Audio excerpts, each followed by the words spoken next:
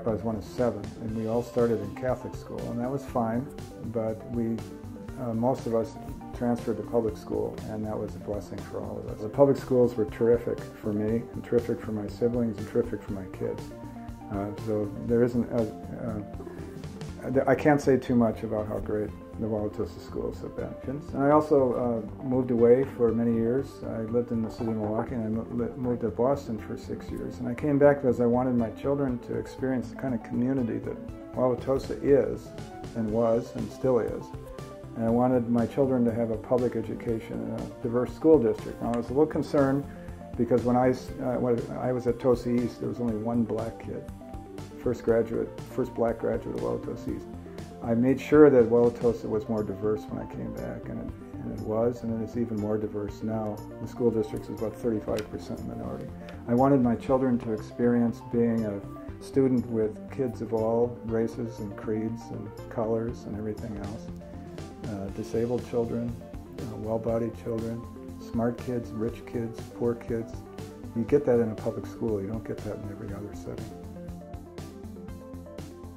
Well, I went to a Catholic school, that's terrific, but it didn't prepare me for going to school with Protestant kids or Muslim kids or kids who have no faith at all. It didn't prepare me for being in school with black kids. It didn't help me survive at UW Milwaukee when I went with Hispanic kids and Asian kids and all the rest of it.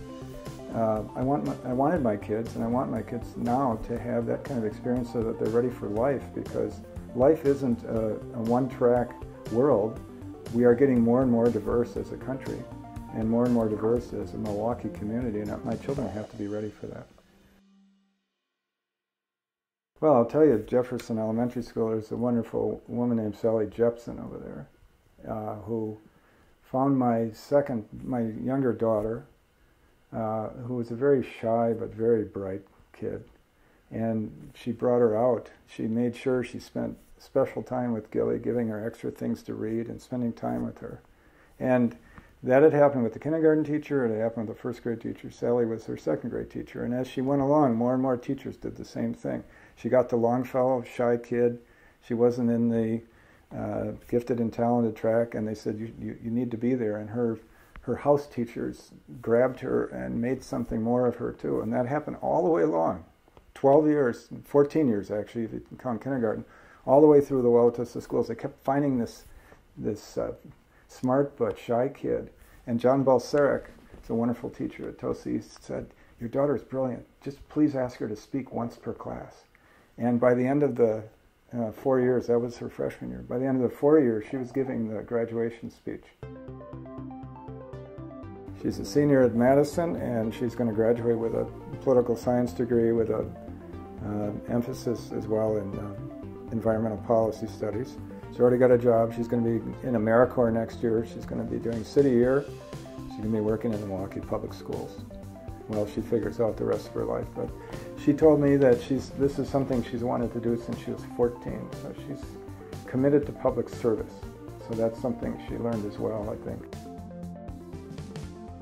I retired as soon as I could because this is much too important for people not to work on. Public schools mean everything to the state.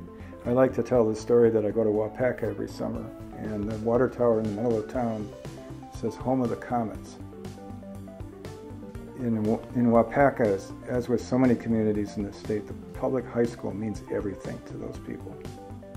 Here we have the Marquette Golden Eagles and the UWM Panthers and the Bucks and the Brewers and all that. It means a little less, perhaps, because we look up to the universities, but in those communities all across Wisconsin, those public high schools mean everything to the community. That's their cultural center, it's their athletic center, it's the place where the kids learn how to swim and all the rest of it. Here too, the schools have been part of the community since 1871.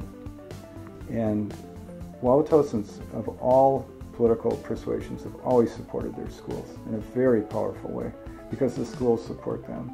The rec department here, which is run by the Wauwatosa schools, kept me out of trouble when I was a kid.